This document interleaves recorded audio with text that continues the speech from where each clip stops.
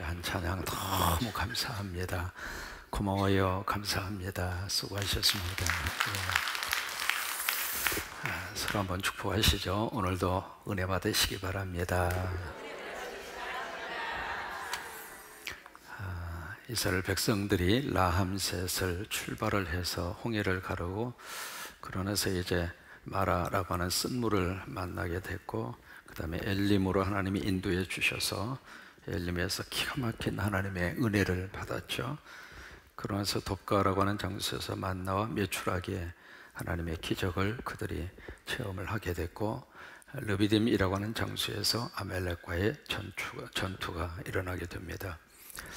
이제 그러면서 그 다음에 도착한 장소가 어디냐면 어느 한 산에 도착을 합니다. 그 산이 이제 무슨 산일까? 무슨 산일 것 같아요? 시내산이라고 하는 산입니다. 이 시내산 문제가 사실은 그렇게 간단한 문제가 아닙니다. 혹시 최근에 여러분들이 그 책을 읽어보셨나 모르겠습니다. 김성학이라고 하는 한의사가 사우디아라비아에 들어가서 그분이 이제 한 6년, 7년 동안 막 이렇게 탐사를 하고 답사를 하고, 그렇게 해서 이제 바로 여기가 성경에서 말하는 시내산이다. 그래서 그것을 가지고 그분이 쓴 책이 떨기나무라고 하는 책입니다. 혹시 읽어보셨어요? 혹시 읽어보셨습니까? 네. 그 책이 이제 두라노 서원에서 나왔기 때문에 상당히 근거 있는 책일 거다 이렇게 생각을 하고, 이제 그 책을 읽는 분들은 굉장히 혼동이 옵니다. 왜냐하면 지금 일반적으로 생각하고 있는 시내산의 위치하고 그분이 주장하고 있는 시내산의 위치가 정 다릅니다.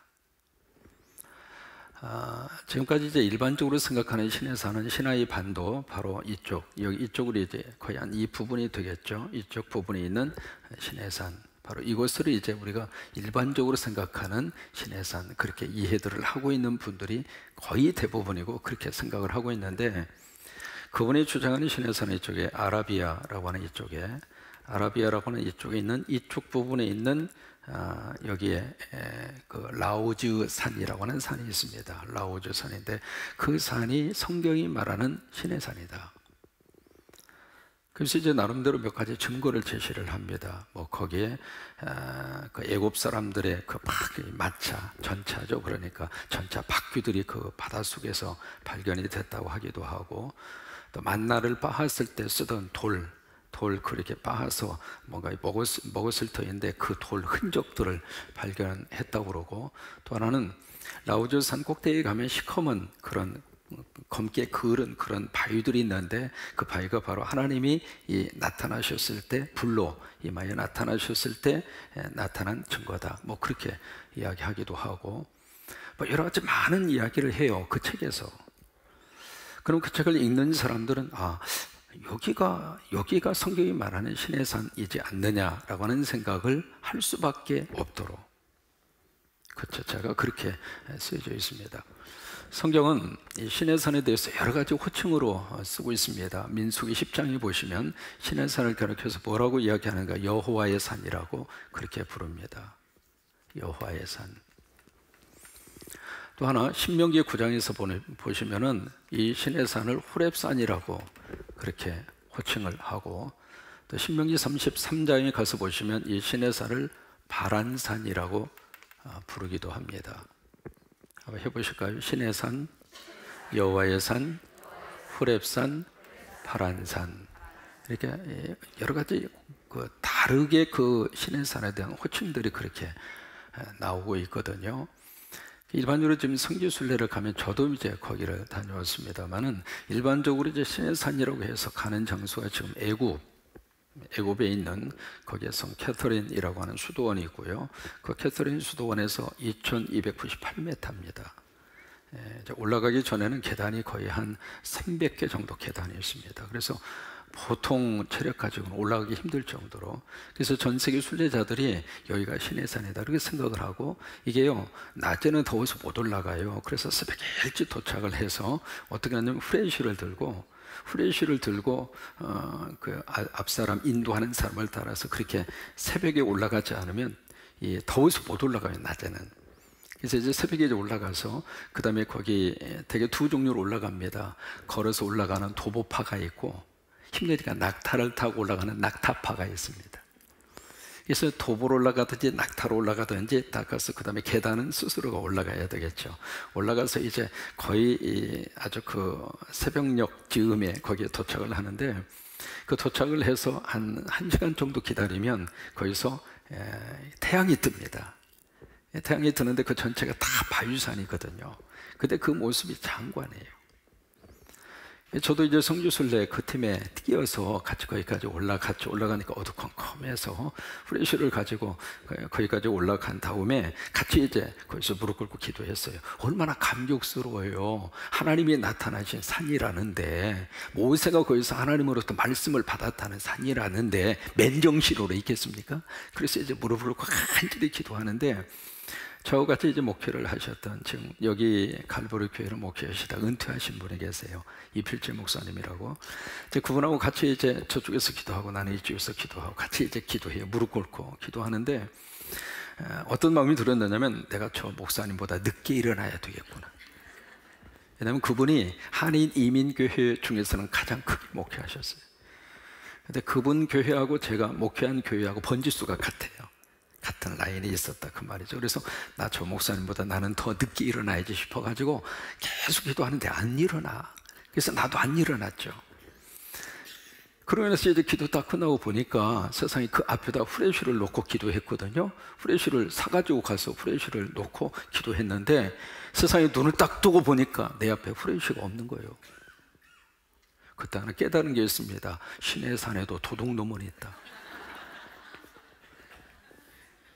모르겠어요. 도둑놈인지 도둑여해 니은인지는 모르겠지만, 아무튼 신의 산에도 도시성을 가진 그 도시가 아니라 근데 참 이제 그래서 거의 대부분 성지순례하는 사람들이 거기로 올라가요. 거기가 일반적으로 신의 산이라고 생각하고 올라가는 산입니다.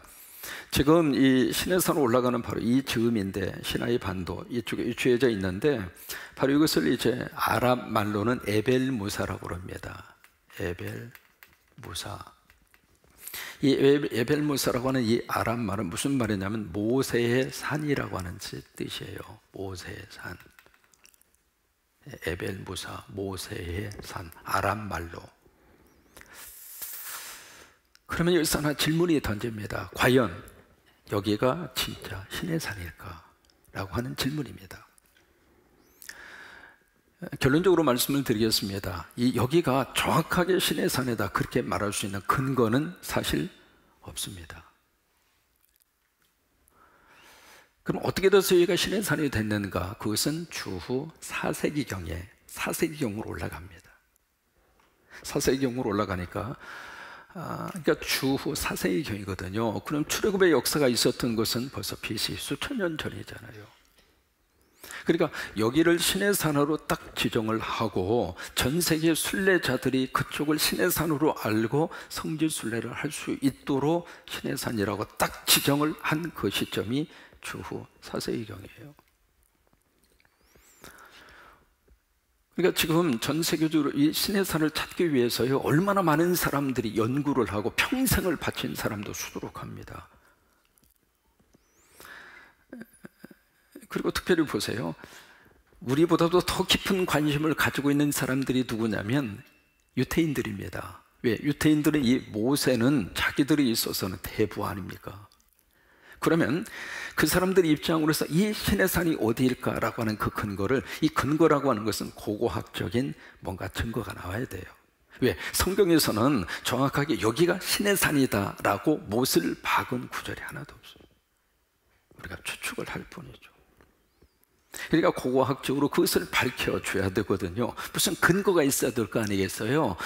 이 출애굽의 그 역사, 그 연대로 들어가서 그 출애굽의 역사 속에서 뭔가 고고학적인 뭔가 증거가 나와야 여기가 신의 산이다 그렇게 말할 수 있을 거 아니겠어요? 그래서 이 유태인들이 벼르고 벼르다가 6.1 전쟁이라고 하는 유명한 중동 전쟁이 있었어요. 그 전쟁에서 바로 이 시나이 반도를 차지합니다. 차지를 하고 그러고 나서 바로 이 사람들이 그 속에 전 세계적인 고고학 학자들을 투입을 해서 샅샅이 뒤집니다. 과연 신의 산이 어디냐? 왜냐하면 그게 고고학적으로 증명이 되면은 전 세계적으로 센세이션을 일으킬 만한 엄청난 빅뉴스거든요. 그렇게 샅샅이 뒤졌는데 내린 결론은 뭔가? 변변한 고고학적인 증거를 발견한 것이 하나도 없어요.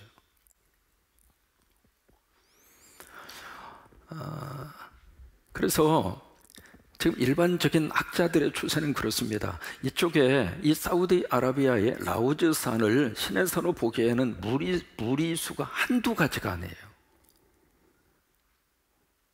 만약에 이것을 신의 산으로 본다면 몇 가지만 예로 든다면 라암셋을 출발을 하잖아요. 출발을 한 지역은 분명하니까 라암셋을 출발을 해서 그 다음에 홍해를 건너고 또다시 여기를 건넜다는 이야기거든요.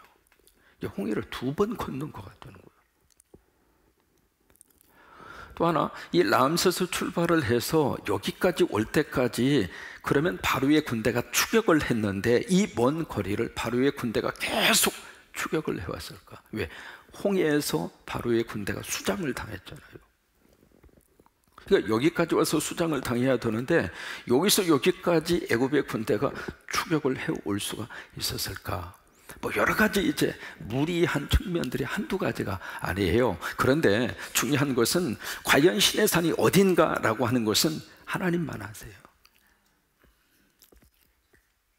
근데 보세요. 이스라엘 백성들은 이 신의 산을 중요하게 생각했을까? 사실은 그분들이 가나안 땅에 들어간 다음부터 이스라엘 사람들의 입장으로서는 신의 산이 사실은 별 의미성 있는 산으로 사실은 기억되지 않았어요. 그래서 이스라엘 백성들이 신의 산을 찾아갔다는 기록이 그 뒤에 나오지 않습니다. 다만 신의 산이 어디가 있는가 그게 중요한 것이 아니라 다만 일반적으로 많은 학자들이 여러 가지 그 외에도 신의 산이 다른 곳에 있다고 주장하는 학자도 굉장히 많습니다. 학자들마다 신의 산이 여기다라고 주장하는 그런 학자들이 뭐 한두 명이 아닙니다. 그래서 그렇게까지 이야기해요. 신의 산을 연구하는 학자들 수만큼이나 신의 산이 많다. 그렇게 이야기하는 거예요. 그러니까 우리들이 말이죠, 책 한 권 읽었다고 그래서 그게 전부 다가 아닌 거예요.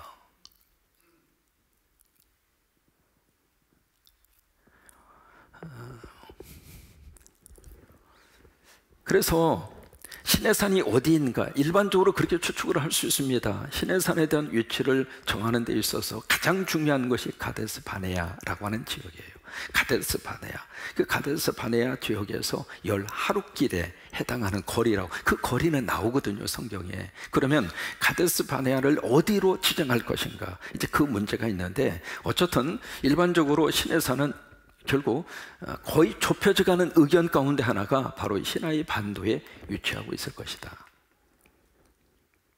근데 정확하게 지금 우리가 성지순례를 가고 있는 그 신의 산이 바로 그 신의 산이다라고 주장할 수 있는 근거는 희박하지만은 일반적으로 봤을 때 이 신의 산은 시나이 반도. 여러분, 지금 우리가 성지순례 가서 많은 군대를 이렇게 가보거든요. 그 중에 가나라고 하는 곳을 갑니다. 가나에 가면 예수님이 물을 포도주로 만든 장소 있잖아요. 거기 가면 참 재밌어요. 거기에 이제 기념 저희가 있고요. 거기에 돌 항아리가 있고 바로 그 앞에 바로 상가가 있습니다. 그 상가에서 뭘 파느냐면 포도주를 팔아요. 포도주 파는데 그 포도주를 마음대로 이렇게 시음을 할 수 있도록, 맛을 볼 수 있도록. 그래서 되게 성지순례 가시는 분들이 거기서 한 잔, 두 잔, 세 잔 잡수시다가 다 취했다. 그래서 거기가 갈릴리 가나라고 가는데 사실은 성서시대의 갈릴리 가나는 거기가 아니에요. 거기서 한 3km 정도 떨어진 지역에 있어요. 지금 우리가 생각하는 성지순례 속에 다니고 있는 또 하나 참 재미있는 것 중에 하나가 여리고에 가면 꼭 거기에 가서 뽕나무, 돌감람나무 거기 앞에서 폼 잡고 사진 다 찍거든요. 여기가 사케오 아저씨가 올라간 뽕나무라고.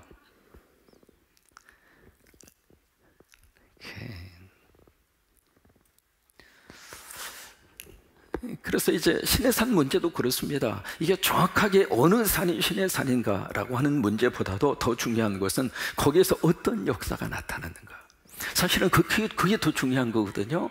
그래서 이 시내산에서 이스라엘 백성들이 얼마 동안 머물렀느냐면 1년 동안 머물러요. 굉장히 오랫동안 이 시내산에 머물러요. 시내산 바로 여기서 뭐가 나오는가? 레위기라고 하는 성경이 나온 거예요. 이 시내산에서 어떤 역사가 나타났는가? 두 가지의 역사가 나타납니다. 첫째로 하나님께서 뭘 주셨죠?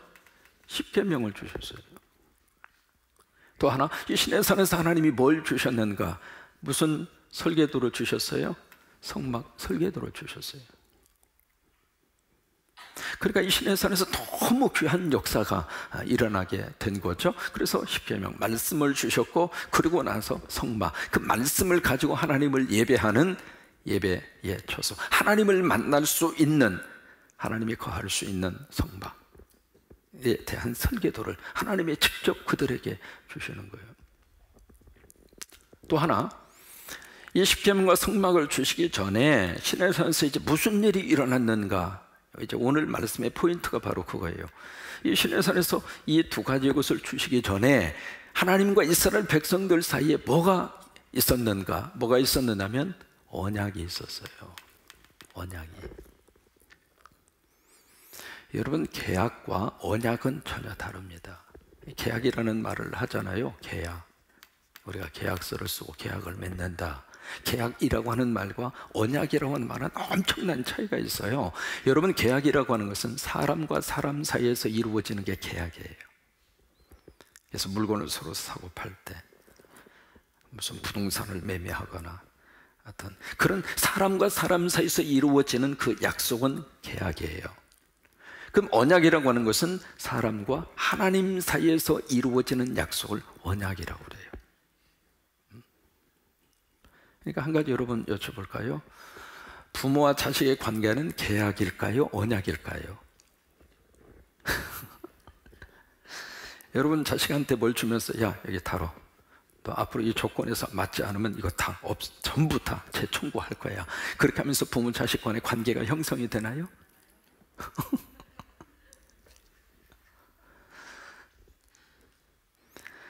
엄격한 의미에서 말이죠, 부모와 자식의 관계는 계약이 아닙니다. 하나님께서 맺어주신 언약이에요. 내가 선택해서 이 자식을 낳은 게 아니거든요. 하나님이 주신 거예요. 그래서 하나님의 기업이라고 그런 거예요. 하나님이 일방적으로 우리 가정에 맡겨주신 거예요. 그래서 자식은 부모와의 관계 속에서 언약이에요. 그러면 부부 관계는 계약일까요? 언약일까요? 여기서 참 우리들이 잘 해석을 해야 합니다. 부부 관계는 계약일까요? 언약일까요?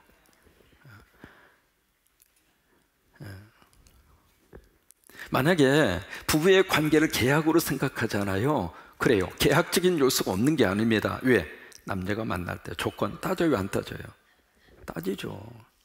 따지는데 복잡하게 따집니다. 알파벳 순서대로 따지더라고요. A부터 시작해서 A, 나이, 에이지, 비율이 예쁜지 안 예쁜지 그거 다 보잖아요.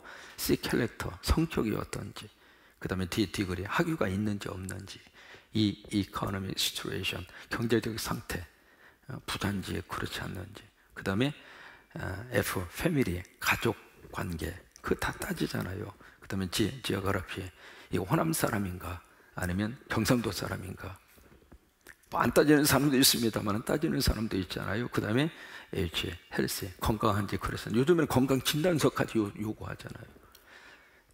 I, 일리네스, 질병이 있는지 없는지. 그 다음에 K, 카인드리스, 이 사람이 친절한 사람인지, 상냥한 사람인지, 그렇지 않는 사람인지. 이게요, 조건도 한두 가지가 아닙니다. 그래서 어느 정도 조건이 맞으면 그래, 우리 결혼하자. 그렇게 해서 이제 결혼을 하는 경우들이 없다고 말할 수 있을까요? 있다고 말할 수 있을까요? 그러니까 결혼이라고 하는 이 관계 속에 이 계약적인 요소가 전혀 없다고 말할 수 있을까? 이 말이 좀 복잡하네. 그러면 과연 부부의 관계를 계약으로만 볼 것인가? 우리가 서로 좋아서 서로 약속을 하고 인간 간의 관계 속에서 약속하고 그래, 우리 이제부터 살자. 그렇게 해서 사는 그런 계약의 관계로 끝나는 것인가? 그건 아니라고. 그래서 여기서 부부의 관계를 잘 들여다봐야 할 필요가 있습니다. 바로 부부의 관계는 언약입니다. 하나님이 만나게 해주신 거예요. 하나님이 맺어주셨다. 여러분, 이거가 흔들리면 가정이 흔들리는 거예요. 왜요? 조건이라고 하는 것은 오늘 좋았다가 내일 틀어질 수도 있고요. 그렇잖아요. 오늘 그 조건이 아주 나빴는데 그 다음에 결혼하면서 그 다음 조건이 확 달라질 수도 있고요. 사람 모르는 거거든요. 그래서 부부의 관계를 이걸로만 보고 끝날 것인가 아니면 이걸로 볼 것인가에 따라서 부부의 관계에 대한 것이 완전히 달라지는 거예요. 지금 신의 산에서 뭐가 이루어지고 있는가? 계약이 이루어지는 것이 아니라 언약이 이루어지고 있는 거예요. 하나님과 사람과 약속을 하고 있는 거예요. 약속을 하는데, 자 보세요. 어떻게 지금 이 약속이 이루어지고 있는가? 오늘 1절을 보시면 이스라엘 자손이 애굽 땅을 떠난 지 3개월 되던 날, 여기까지 오는 게 3개월 걸린 거예요. 그들이 시내 광야에 이르느니라. 그들이 르비딤을 떠나 시내 광야에 이르러 그 광야에 장막을 치는데 이스라엘이 거기 한 산 앞에, 그 산이 바로 시내 산이라 이 말이에요. 시내 산, 호렙산, 도란 바란산, 여호와의 산, 그 산이라 이 말이에요. 3절에 모세가 이제 하나님을 보러 갑니다. 그래서 하나님께서 그 시내 산에서 모세를 불러요. 불러서 너 가서 이렇게 이야기해라. 그게 무슨 얘기냐면, 지금 이제 언약을 맺는데 하나님과 사람 사이에 이 언약을 맺게 되는데, 그 언약의 대상자인 그 사람들에게 가서 이렇게 꼭 전해라, 그 이야기예요. 그러면 무엇을 지금 전하라고 말씀을 하시는가? 이 하나님과 뭐가 약속을 하려면 약속할 뭔가 있어야 되잖아요. 그죠?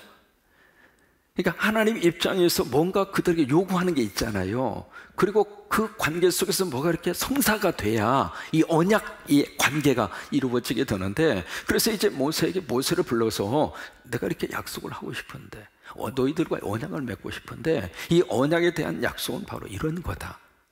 바로 이것을 너희들이 과연 지킬 마음이 있느냐? 그렇게 묻는 거예요.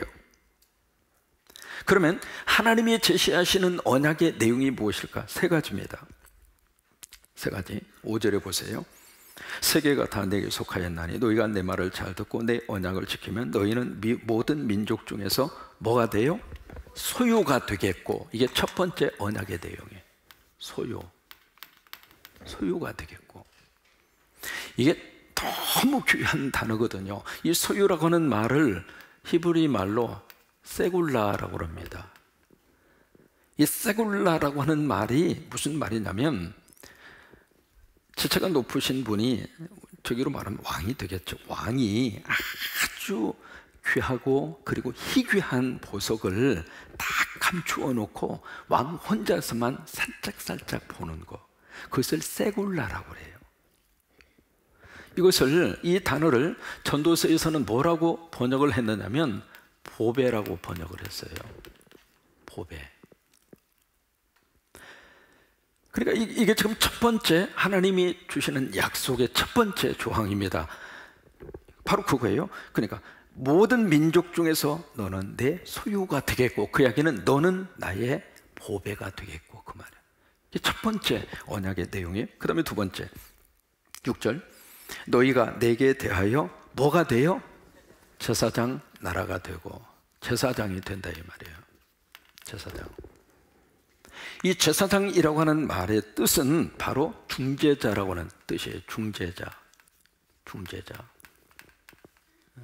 또 다리를 놓는 자, 그 제사장이라고 하는 단어의 뜻이에요.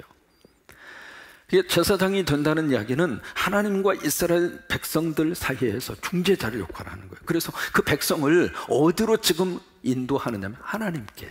그게 제사장이 하는 일이에요. 그러니까 너희가 나의 제사장 나라가 된다, 그 이야기는 열방의 모든 이방 그 민족과 그 나라들을 하나님께로 인도하는 중재자가 된다, 그 말이에요. 그게 2번째 언약의 내용이에요. 그 다음에 3번째 6절에 거룩한 뭐가 되느냐면 백성이 되는 거예요. 거룩한 백성이 되는 거. 이 거룩한 백성이 된다는 이야기는 구별된 백성이 된다 그 말이에요. 이것이 언약의 내용입니다. 여러분, 이 언약의 내용은 너무 중요한 거예요. 한번 해보실까요? 하나님의 소유가 되고 제사장이 되고 거룩한 백성이 되고, 이게 하나님이 지금 언약의 내용이에요. 이걸 지금 나하고 약속하겠네. 근데 여기 이제 소유가 되고라고 하는 이거 세귤라라고 하는 이 첫 번째 조항은 하나님이 일방적으로 주시는 거예요. 이것은 일방적으로 내가 너희를 나의 소유로 삼겠다 그 이야기고, 그 다음에 제사장과 거룩한 백성이 된다는 이야기는 바로 무엇을 의미하고 있느냐면 특권이면서도 이스라엘 백성들이 짊어지고 가야 할 과제예요.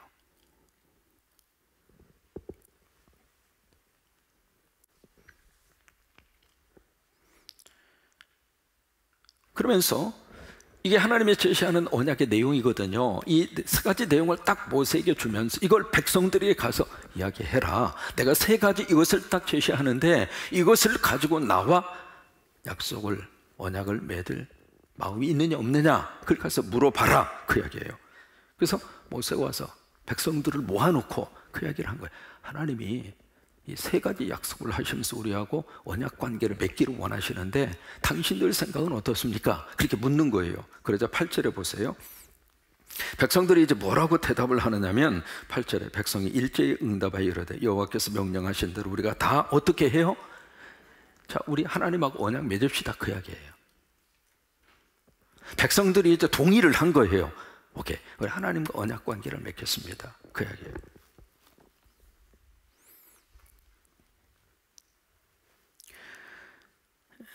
이제 그 이야기는 무슨 얘기냐면 하나님과 언약 관계를 딱 맺는 순간 이제는 하나님의 통치만 받겠다 그 말이에요. 하나님만 우리의 왕으로 모시고 그 위에 그 어떤 것도 순종하지 않고 따르지 않고 하나님에게만 전적 순종을 하겠다라고 하는 그런 약속이에요. 그래서 이제 서로 이제 뜻을 확인한 거예요. 하나님의 뜻, 백성의 뜻. 그래서 서로 이제 확인이 됐죠. 확인을 해서 이제는 신랑 신부가 맞선을 봐야 되잖아요. 맞선을 보기 위해서 준비 작업에 들어가야 되잖아요. 맞선 보는데 그냥 쓰리빠 신고 갈 수는 없잖아요. 그냥 추리닝 복장으로 갈 수는 없잖아요. 그러니까 지금 하나님과 이스라엘 백성들이 서로 대면을 하는 거예요. 맞대면을 하기 위해서 세 가지를 준비하라고 그렇게 말씀을 하세요. 첫째로 10절에 보세요. 여호와께서 모세에게 이르시되 너는 백성에게로 가서 오늘과 내일 그들을 성결하게 하며 그들의 옷을 빨게 하고, 이게 지금 하나님 만나기 위한 준비예요. 이렇게 깨끗이 정결하게 그렇게 준비를 하고, 그 다음에 15절에 보시면 모세가 백성에게 이르되 준비하여 셋째 날을 기다리고 여인을 가까이 하지 말라 하니라. 성적인 관계를 멀리해라. 접촉을 하지 말라. 그 다음에 그 산에 그 하나님이 임재하시는 강림하시는 그 산에 사람이든지 짐승이든지 접근하지 못하도록 해라. 그러면서 12절로 13절을 보시면 만약에 접근하는 자가 있으면 죽을 것이다. 그렇게 이제 경고 메시지를 그렇게 주시죠. 그리고 16절부터 하나님이 강림하세요. 하나님이 시내산에 내려오시는 거예요. 내려오는데 16절에 셋째 날 아침에 우리와 번개와 빽빽한 구름이 산 위에 있고 나팔 소리가 매우 크게 들리니 진중에 있는 모든 백성이 다 떨더라. 지금 하나님이 임재하는 그런 현상들이에요. 그 현상들이 우리의 번개, 빽빽한 구름, 나팔 소리 그렇게 이제 나타나게 된 거예요.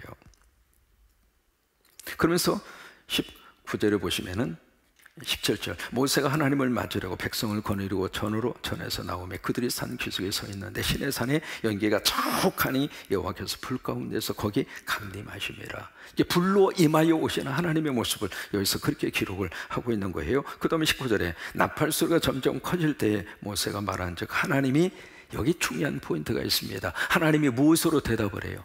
음성으로 대답을 하시더라. 이게 참 중요한 포인트입니다. 바로 뭐냐면 거기서 하나님이 임재할 때 나타나는 자연적인 현상들이 있어요. 우리라든지 번개라든지 빽빽한 구름이라든지 불이라든지 연기라든지, 그것은 하나님이 임재하시는 자연적인, 임재 속에서 나타나는 자연적인 현상이거든요. 그런데 일반적으로 종교는 무엇을 잡고 그것을 이미지로 만드는가, 그런 자연적인 현상. 그래서 그것을 기념하기도 하고 그것을 숭배하기도 하고, 그게 일반적으로 그 당시에 가나안 사람들의 종교적인 모습이 그런 모습이었어요. 근데 하나님은 어떻게 그들에게 나타나시는가? 여기 19절에 있는 말씀대로 하나님이 무엇으로 나타나시고 무엇으로 그들 속에 임하여 오셨느냐면 음성으로, 다시 말해서 소리로 오셨다 이 말이에요. 여러분, 여기에서 우리 얘기해 주시는 그 메시지의 의미가 바로 뭐냐면, 그래서 우리는 말씀의 종교예요. 하나님이 우상 숭배를 싫어할까? 여러분, 소리를 어떻게 형상으로 만들 수 있습니까? 그잖아요. 근데 사람은 참 묘해요. 자꾸 뭔가를 만들려고 그래요. 자꾸 눈으로 보여져야 뭔가를 형상으로 자꾸 만들려고 하고. 그런데 벌써 시내산에서부터 하나님은 이 형상의 모습, 이 나타나는 전조 현상 속에 하나님의 역사하심과 하나님의 계시가 있는 것이 아니라 음성으로, 말씀으로. 그래서 지금도 우리는 말씀을 붙들 때 우리가 믿음이 흔들리지 아니하고 말씀 가운데 살 수 있는 거예요. 그러면서 이제 십계명을 주시는 거예요. 말씀을 주시면서. 그리고 나서 그 다음에 그것을 가지고 하나님과 예배하고 하나님과 교제하며 살아갈 수 있도록 성막을 주시는 거예요. 그 기록이 계속해서 이어져 가는 거예요. 정리합니다. 3개월 만에 시내산에 도착을 했습니다. 시내산이 어디일까? 궁금하긴 하지만 100% 여기가 시내산이다 말할 수 있는 근거를 찾기는 상당히 희박합니다.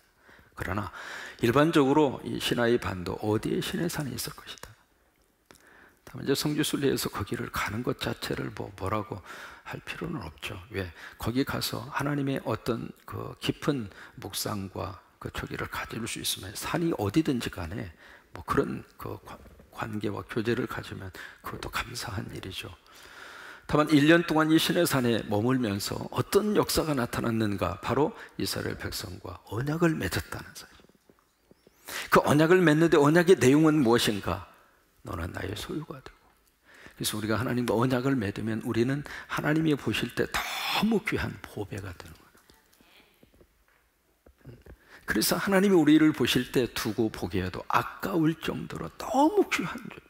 여러분, 한 분 한 분이 하나님 보실 때 그렇게 보시는 거예요. 그게 아멘 하셨으면 좋겠어요. 아이, 저는 못 났는데. 아니에요. 하나님이 우리 언약을 딱 맺는 순간에 우리 한 사람 한 사람을 여기에 있는 대로 세굴라 너무 귀한 보배로 그렇게 사랑하시고, 그렇게 여러분들을 하나님께서 기억하시고, 그렇게 하나님이 여러분들과 동행하시고, 그래서 우리의 은혜를 받으면 받을수록 나라고 하는 존재가 하나님 앞에서 너무 귀한 존재로 와닿는 거예요. 그 전에만 하더라도 세상적인 기준과 가치에 의해서, 왜요? 이게 아파트 평수만 좀 작아도 기죽고 그럴 필요 없다. 하나님과 언약 관계를 딱 맺는 순간 하나님의 나를 너무 귀한 보배로, 하나님의 소유로 딱, 그러면서 너는 제사장이 돼. 하나님과 우리들이 이방인 사이에 끼어서 우리 때문에 수많은 영혼들이 하나님 앞에 더 가까이 가고, 그래서 선교가 축복인 이유가 바로 그거예요. 그리고 나서 너희는 거룩한 백성이 되리라. 너희가 이 언약의 말씀대로 살겠다고 약속하겠니? 하겠습니다. 그래? 그럼 맺자. 그리고 나서 말씀을 주신 거예요. 말씀의 구체적인 내용 다음 기회에 하겠습니다.